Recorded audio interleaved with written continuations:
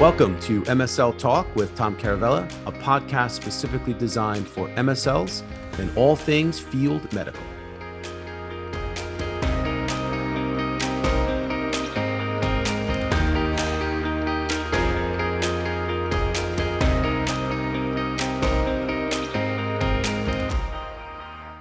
Hey guys, welcome to the podcast. My guest today is Sarah Snyder. As you know, Sarah's a senior recruiter on my team. She is awesome. She came up with this idea to do what she calls an unscripted fireside chat with Tom Caravela. So she interviews me. I did not know these questions ahead of time. I hope you guys enjoy this episode. Don't forget to follow me on LinkedIn and Instagram and TikTok, YouTube, and of course, check us out on our MSL Talk live discussions are the first Tuesday of every month at 1:30 p.m. Eastern time. So hope to see you there as well. Hey, Sarah, welcome back to the podcast for like the 10th Hi, time. Tom. How's it going? Hi. Good. Yeah, this is like our fourth time doing this. So I love it. I'm excited. Me too.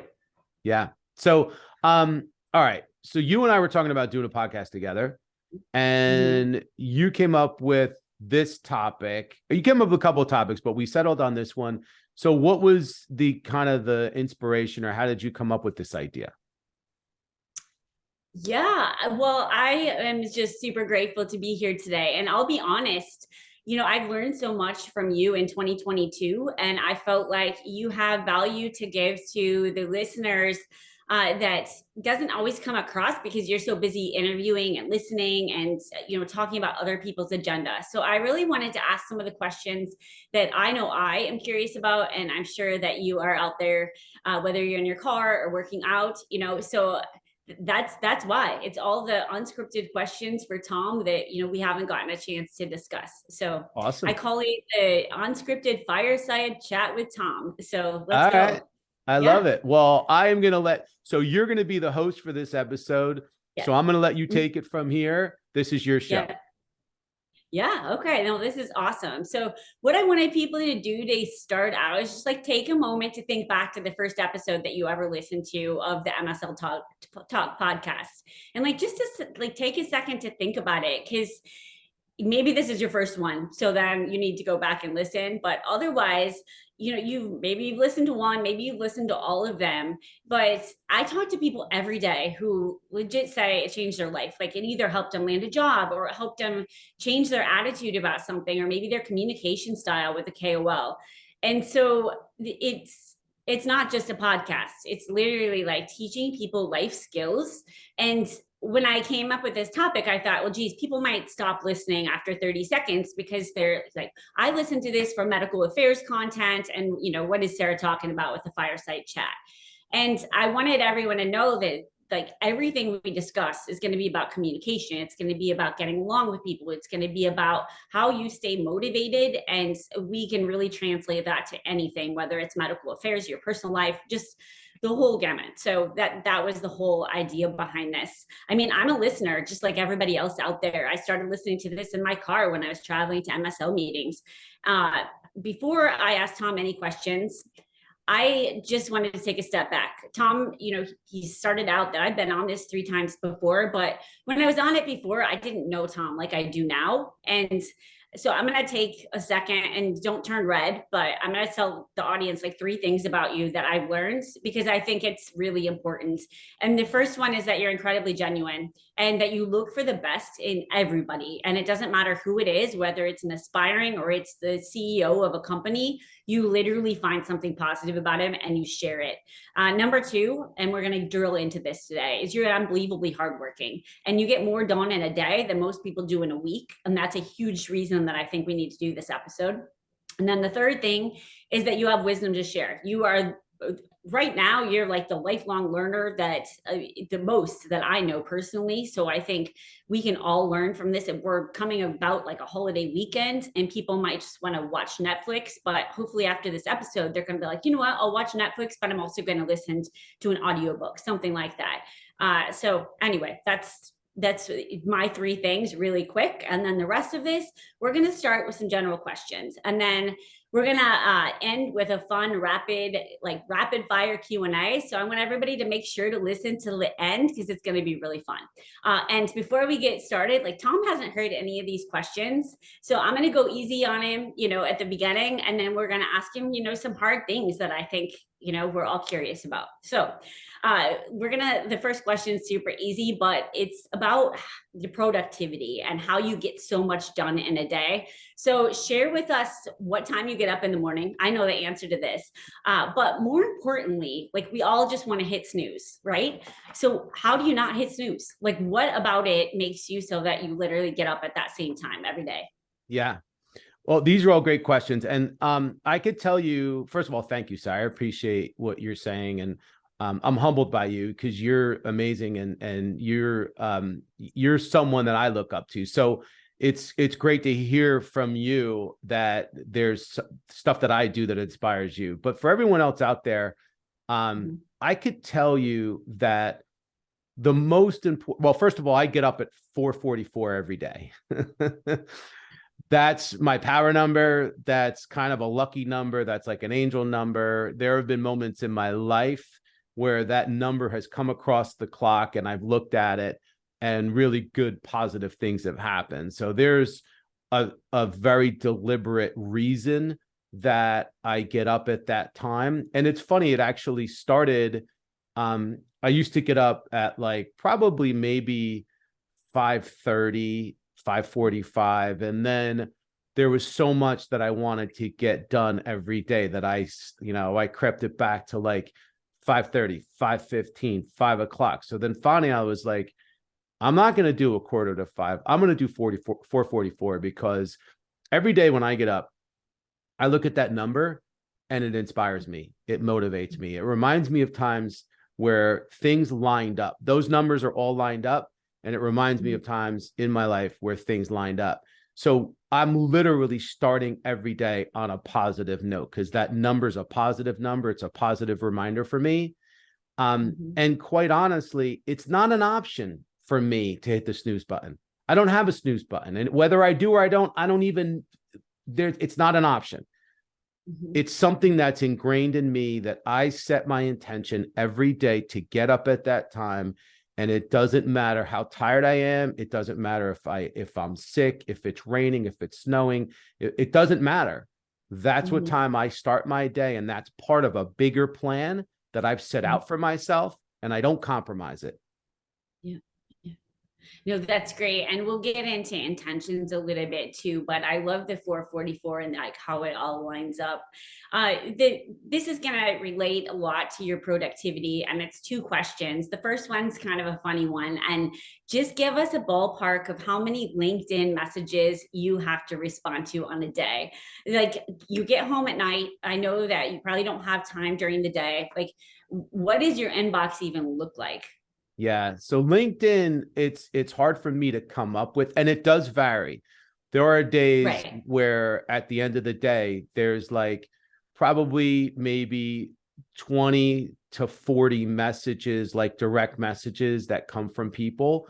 And then there's other days where it might not even be as many. Then there's others where like all of a sudden I'm in there and I'm like, oh my God, there's like 250 messages that have piled up over the course of time that I just need to sit and try to get back to everyone. And I do try to get back to everybody, but it is very difficult. Yeah. And that's what I wanted people to know is just that you do genuinely want to get back to everyone, but like the true volume is amazing. Like it just shows how much value you provide back. So this is going to go along with that. And it's just distractions, and not that those LinkedIn messages are a distraction, but, as an MSL and then now as a recruiter, I feel like, maybe I'd be working on a project and make a slide deck, and then, a sales rep would call and then you get distracted, or, the marketing person would ask, hey, can you look over this? And you're kind of like juggling a million things. And it's the same with recruitment. You might be working with a candidate and then someone else calls with a quick question. So do you have any advice to people of how to minimize the distractions just on a daily basis? Yeah, it's, one of the things that's important is to try not to just, chase after the next shiny thing that comes across your desk, in your inbox, on your phone. There's so much stimulus right now. You're getting text messages, you're getting email, there's social media, there's LinkedIn pinging your inbox or whatever. So if you have all this stimulus open all the time, you're going to get distracted. So I like to try to be very intentional and deliberate and organized in how I plan my day and how I compartmentalize my day. Chunk time to do certain really important tasks, focus on those tasks, and try to eliminate the distractions. So there's going to be times during the day where you have to turn your phone off. There's times during the day where you have to turn your email off. You have to turn your social media off. Otherwise, it can really infiltrate your day and derail you. So you really have to force yourself. It's discipline. And I really try to discipline myself and force myself to stay true to my calendar and the way I have things set up and not start chasing all these other things. Yeah, that's good. The chasing part is hard to do, but it's so necessary. So, you touched on social media for, just a short thing. And obviously you're well known on social media now. I want to step back to before, when you started the podcast and you started, being more social on social media. Like, was there anything that you thought at that time, whether it was going on video or just putting yourself out there, that was out of your comfort zone? And if so, like, how did you get past that? Because I think a lot of people, in medical affairs are like, well, I don't want to have a Twitter account to follow, opinion leaders, because I don't do that. Or, I'm not good at video, so I don't want to do that for my company. Like, how did you get outside your comfort zone and just do the hard things? Yeah, well, it wasn't comfortable for me. I wasn't comfortable with video. I love the idea of the podcast right from the beginning. And I embraced it. And I was like, I'm doing this. I didn't overthink it. It was right. I knew in my heart that this is something that I was led to do, and I was really excited about it. So because of that, I jumped in, didn't look back, didn't overthink it. But when it comes to the social media stuff, and some of you may or may not know, I actually have coaches. I have social media and marketing coaches. I have recruiting coaches. I'm big on personal development. I read a lot of books, as Sarah mentioned before. Actually, I listen to a lot of books. I'm not a big reader, but I do listen. I listen to podcasts. I watch a lot of video. So I've become a student of the game. And by becoming a student of the game, it's helped me develop a comfort zone. And I've also gotten to a point where I said, you know what? If I'm going to do this, I'm not going to overthink it. The same way that I don't compromise by hitting the snooze button at 4:44 in the morning, I'm doing certain things. I follow a certain schedule in my social media postings and how I start to do things. And I try to stick to it because I think consistency is the most important thing, one of the most important things in being effective, being productive, and seeing results. So I want to stay true to that in everything that I'm doing, including social media. Yeah, I'm going to jump ahead a little bit because you mentioned the coach part. And when I first met you, like, one of the first conversations we had was talking about how you had a coach for recruiting. And I was like, this is the kind of person that I need to be with, because he's like looking for someone to give him direction, someone to like coach him along. And I think a lot of times in the medical affairs world, you just get so, into your day-to-day life. Obviously you have a manager, but like, you don't look at other opportunities for growth. So one of the things that I wanted you to touch on, if you don't mind, is you've been doing training. Like, you're out there training MSL teams now. So can you expand a little bit about this twofold? Number one, why'd you want to do it? And then number two, like, tell us a little bit about the training offerings that you're having.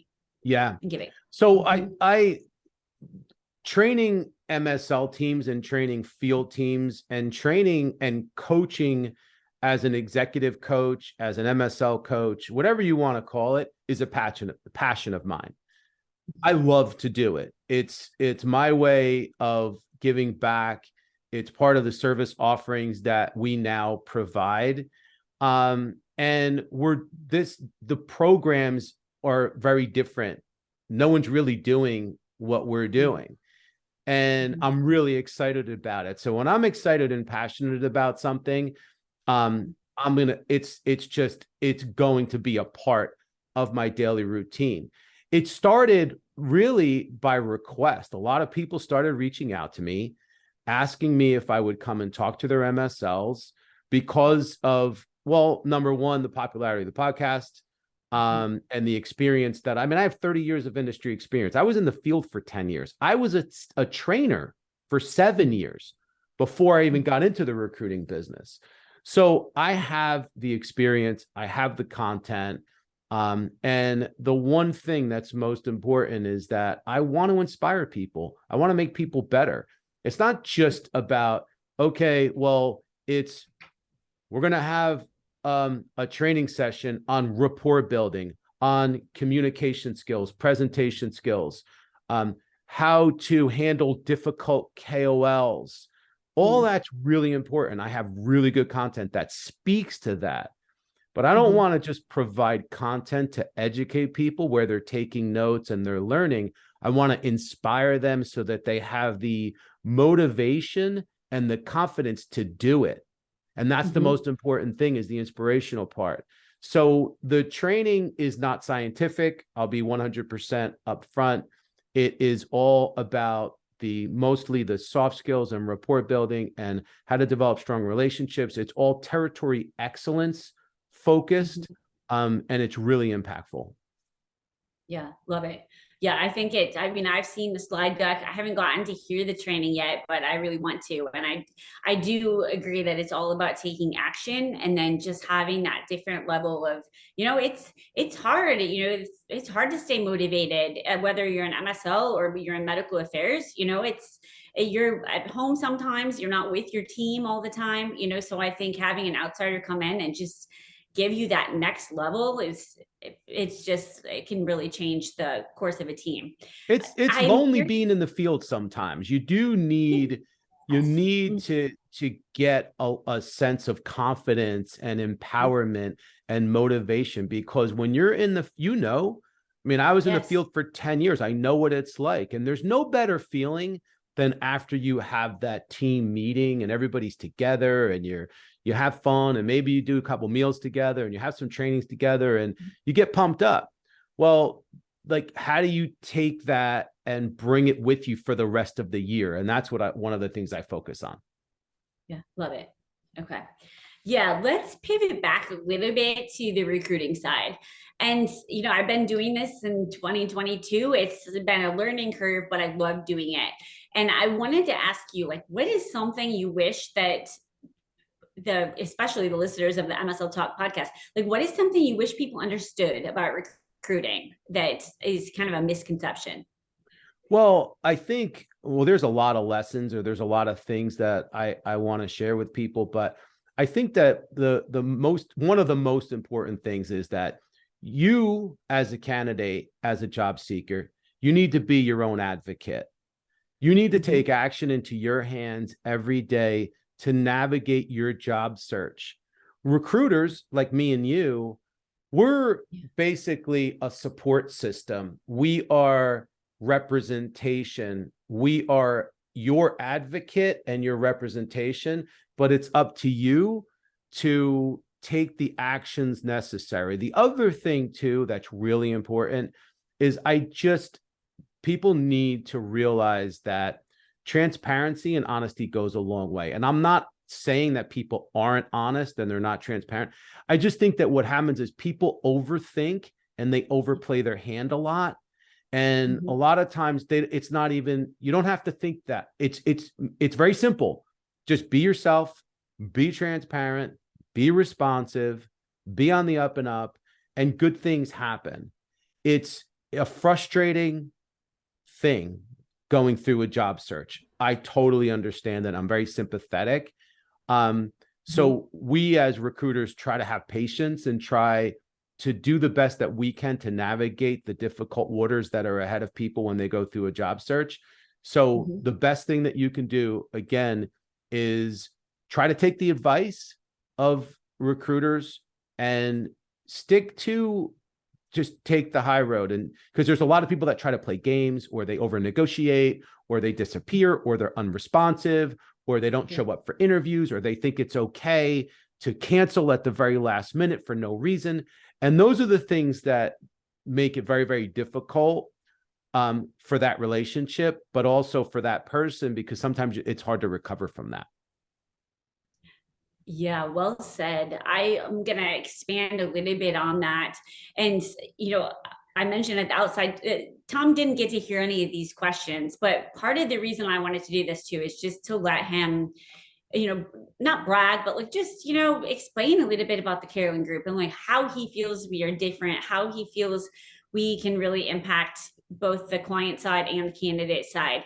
So, you talk to us almost on a daily basis about the candidate experience, the client experience, and the experience versus being transactional. And if you could just expand on what that means to you and why it's important, I think the audience needs to hear it. Well, and I think that what you're talking about is excellence. I as a core value for myself personally, and as one of the core values of the Carolan group, excellence is the overlap in the two. So my personal core values and the core values of the company are different to an extent, but the one thing that's consistent is that excellence is both a personal core value and it's a company core value. How we do one thing is how we do everything. And that's why I mentioned the word transparency, which is one of our core values of the Carolan group. Positivity is another core value. Integrity. I think that the way you treat others and the way you treat your clients is what your brand is. That's your brand. Whether or not we have candidates that come to us, and whether or not we place them successfully in a position or not isn't going to change the way we treat that person and how we try to be people of excellence. It's the same thing with our clients. We try to do the best job that we can in being excellent in everything that we do and focus on quality. And then good things happen. And that's really the whole basis of what we do and how we do it and why we do it. Yeah, love it. Yeah, I mean, you show that value of excellence on a daily basis. And one of the questions I had for you that I think others will really benefit from this too, because in medical affairs, maybe you have a really difficult KOL and you had a rough day. Maybe you got yelled at by somebody in marketing. Maybe you forgot to do something or you said the wrong thing at speaker training. I don't know what it is. Yesterday, I had a tricky situation and, I got on the phone to Tom and, he kind of talked me down a little bit. So I'm curious how over the years you've changed and you've dealt with the highs and lows and just how, when you get into a sticky situation, you have a very calm demeanor. And I know that inside you can't be calm, so what advice can you give to people to just stay a little bit more even keeled during this difficult situations? That's a really good question. I think that you become battle tested after a while, where you go through so many highs and lows that you get used to it, but you have to train yourself. You have to really, having a strong emotional response is, I think, a huge part of success for anyone, especially MSLs. Emotional control, as we know, just when we talk about training and we talk about how important it is for MSLs to have emotional intelligence, emotional control affects everyone. True. Nothing good happens when you have a negative reaction or when you panic. And I've just convinced myself that no matter how bad a situation is, take a pause. Things happen, right? Just take a pause and just think on it for a second. Because sometimes things aren't always what they seem. Sometimes something negative happens, something bad happens, and you get hit with something unexpected. Well, take a pause. Maybe there's a way to fix it. Maybe there's something that we can do to turn it around. And that pause, I think, creates a gap in the emotion, and it gives enough room to say, okay, let me let this settle in. Let me deal with this, but let me deal with this strategically, and let me deal with this with a level head. Nothing good comes from high emotion, high panic, especially negativity. And then at the end of the day, I think what's really, really important is that if you're a hard worker and if you have good habits and if you have a really consistent process and you're putting in good efforts, good work, and that compounds day after day after day, there's going to be so many good things happening in your life that you'll be able to handle the bad things. So that's another lesson, is that every single day, the reason I get up at 4:44 is because I'm working to compound those good, positive things, because things are going to go wrong. There are going to be negative things, like you just said, but it's easier to handle the negatives when you have so much positive going on in your life. Yeah, absolutely. Yeah. And just to take that another step further, like, because you talked about, how the 444 and just the different things that you do, like, how do you continue to challenge yourself? Like, I know that you have the intention, but for the people out there that are kind of like, I'm doing pretty well, how can people take it like that notch up? How do you just continue to raise the bar for yourself, whether it's month after month or year after year? Like, what's that? Is it inner drive, or where do you find that? Yeah. Well, here's the thing. You have to decide that you want to win. I want to win. I don't want to settle for mediocrity. I don't want to be like everyone else. I don't want to settle into the status quo and just be average. I can certainly sit back right now and say, you know what? I've built a successful business. I have a lot of really good stuff going on. And I'm just going to kind of like, I'm going to take it down a notch. I'm 55 years old. Maybe I'll work for another 10 years. Maybe I'll coast a little bit. That's not me. It's not going to happen. I'm resetting my goals. I'm setting my goals higher than they have ever been before. And that's what gets me out of bed every day. You have to know who you are and what you want. And once you do, you have to take massive action to go get it, because nobody's going to bring it to you. No one's going to come and give you what you want. So when you set your goals, that's great.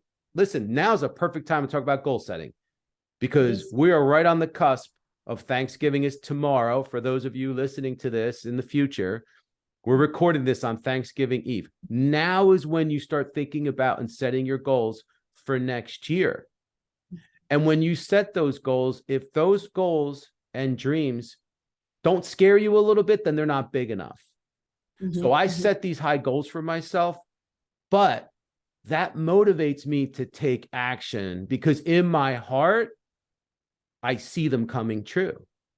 I visualize my goals happening, and that's what gets me excited. Yeah. And we could do a whole nother episode about the visualization, but I'm glad that you touched on the goal setting, because that's another thing. I mean, in pharma, a lot of times your goal setting is, you do your performance development plan, and you set your goals for the next year. Well, whose goals are those? Those are the companies usually, and then you might have one at the bottom, and then people think, oh, well, I did my goals for the year, and I think we forget to take that other step over and, have this separate personal goals. And I know you have a different episode on that too. I can't remember which number it is, but I recommend listening to that one almost every month. It's number 86. It's the episode 86. On intentions. Yes. And it's one of the most downloaded episodes of, I think we've done 130 episodes. It's one of the most downloaded episodes. It's episode 86. It'll change your life. I would recommend you listen to it.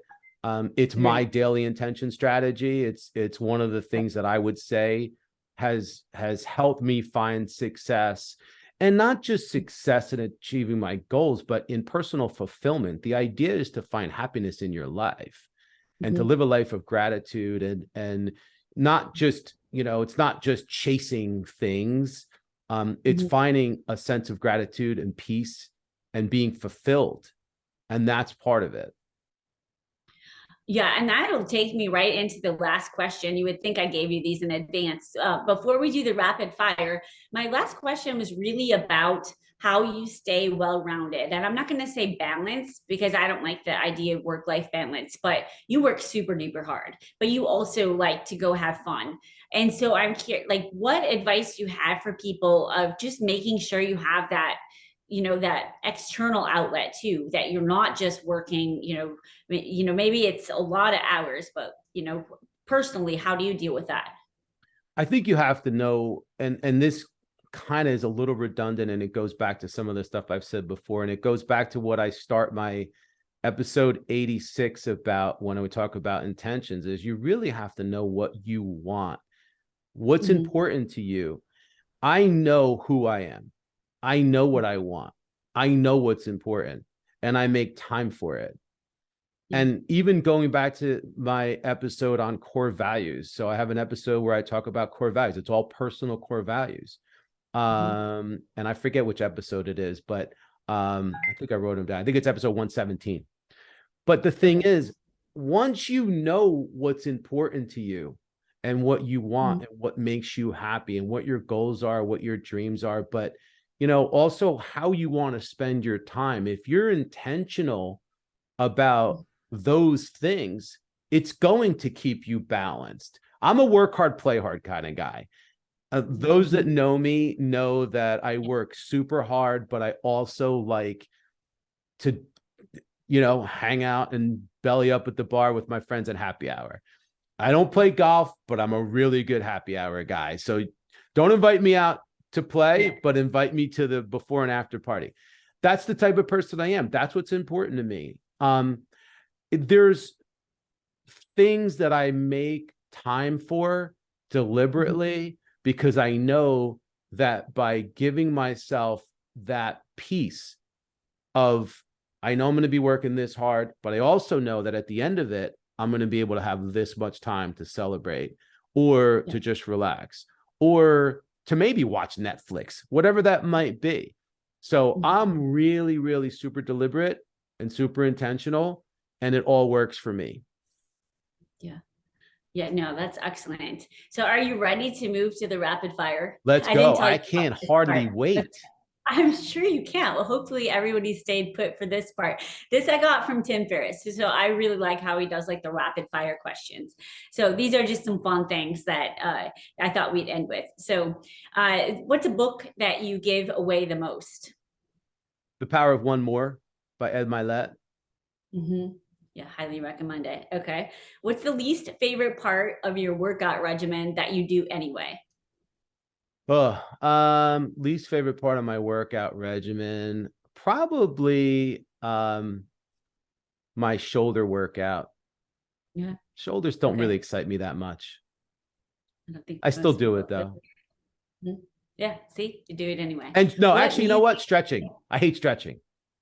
Which one? Yeah. Okay. Change my answer. Stretching by far. Yeah. By a million. Yeah, good one.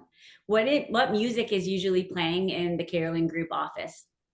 It depends on who's here, right? So I could tell you that we are in the office 3 days a week, and then I'm here every day. So I'm in my office right now. If I'm in here, I'm usually listening to Metallica radio on Pandora, or maybe some kind of classical rock. We do a lot of like Fleetwood Mac radio when the team is here, but then it depends on who is changing the station. So like Rachel loves like these independent indie groups. Ariel, who is a musician herself, she'll put on all kinds of stuff. And then Bridget's just, if you know Bridget, she's just like super happy. So she just always wants some kind of happy music. That's true. I can see that. That's good. Okay. Everybody else is remote. So that's all we have in the office nowadays because everybody else is remote. True. That's true. Okay. How about a hidden talent? Hidden talent. So I've actually said this before. I think even on this podcast, because I think I was interviewed one other time by Bridget, and I think she asked me, and I want to be consistent in my response, but my hidden talent is I'm the guy that when a lot of people go out to dinner, I'm the guy that orders the apps for the table. I know exactly what to order, how much to order. And there's like a system and a method behind my madness, but that is absolutely one of my hidden talents. That's a good one. Okay. All right. True story. How about a podcast that you listen to other than the MSL Talk podcast? So there's a couple of them, but I listen to the Ed Milet podcast. You guys know I'm a big Ed fan. I listen to MFCEO and Real AF, which are both by Andy Frisella. I listen to The Burn, Ben Newman. And I liked Alex Hermosi. I think Alex Hermosi is awesome. I used to listen to Dumpster Fire. I forget her name. I love anything with Andrew Huberman and Mel Robbins. I love those guys. So I look for those guys in podcasts. That's a good list. How about this is a funny one. A common misconception about you. Well, you know, what's funny is there used to be a very common misconception that I was really mean. Ooh. So before people like really would get to know me, they would just think that I was mean because, you know, I have big eyebrows and it almost looks like sometimes I'm scowling. Like I have this like very serious look on my face. A lot of people, like before I would get to know them, be like, I always thought you were so serious. I always thought you're so mean.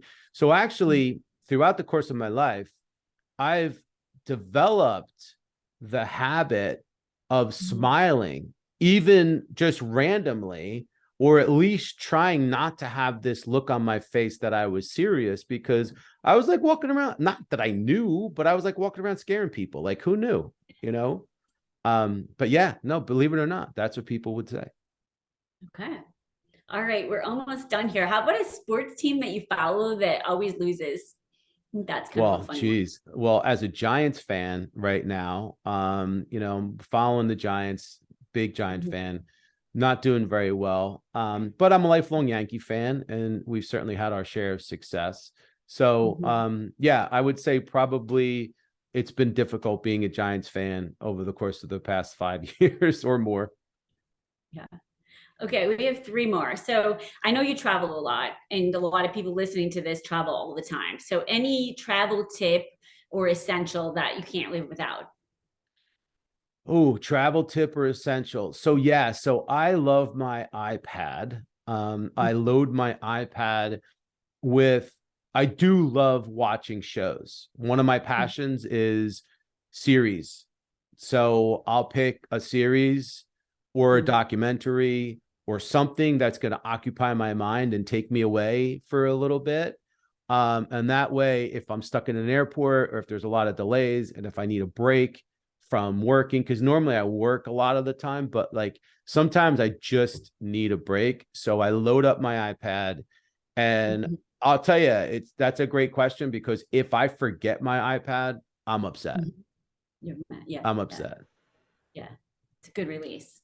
Okay, one word to describe the Carolan group, and you can't use excellence because you already said that one. So a different word just to describe the group. We're awesome.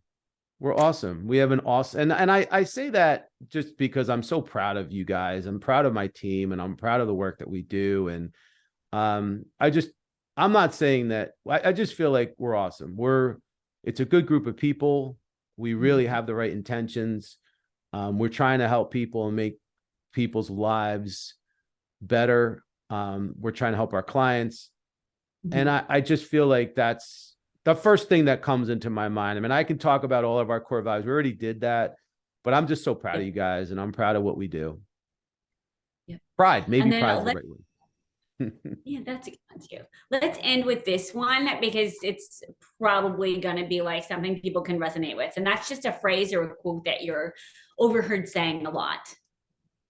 A phrase or a quote that I'm overheard saying a lot. I would say, I'm kind of unprepared for this because you guys know me. I do throw a lot of quotes out, and I do have a lot of sayings. I would have to say, let's see. I know that recently we have talked about progress, not perfection. That's something that I feel like as a recovering perfectionist and overthinker and procrastinator, I say recovering because I work at it. I think that sometimes we have to remind ourselves progress, not perfection. So that's something that I've been focusing a lot most recently. So hopefully that's a good one. That's an excellent one. Yeah. Well, thank you, Tom. I know I didn't, again, these were all unscripted. Like, I just appreciate all your insights, and I think the audience does too. I mean, we can't thank you enough. I meant it when I say how many people on a daily basis just say, oh my gosh, I listen to this, him all the time. I do that before my interview, or I listen to the intention one. So it really is making a huge difference. And just answering these questions, even though some of them were a little bit silly, a lot of them were, I think, things that people wonder about and they struggle with, and they need those kind of insights. So thank you. I loved it. I loved every second of it. And thank you, Sarah. I love what I do. I love doing this podcast. So I just want to thank you guys for all your support, for making it what it is. I really, it would be nothing without all of the listeners throughout the world, for the guests and supporters, and for my team. So I thank you all you guys. I thank you from the bottom of my heart. And we're going to keep going because it's awesome and I love it. So thanks for this opportunity, Sarah. I think it's great. Sometimes it's good to be on the other side of the chair or the other side of the microphone. So hopefully I was able to add some insights and share. And I honestly did not know what questions were coming. That's true. I had no idea. As you could see, I was kind of caught off guard by a couple of those questions, but hope you guys learned a lot. We'll see you next time. Thanks for joining us.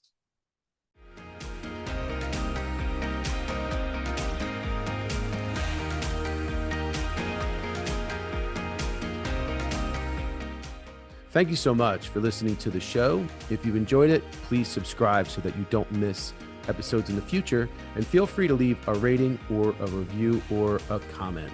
Thanks again, and I look forward to seeing you again soon.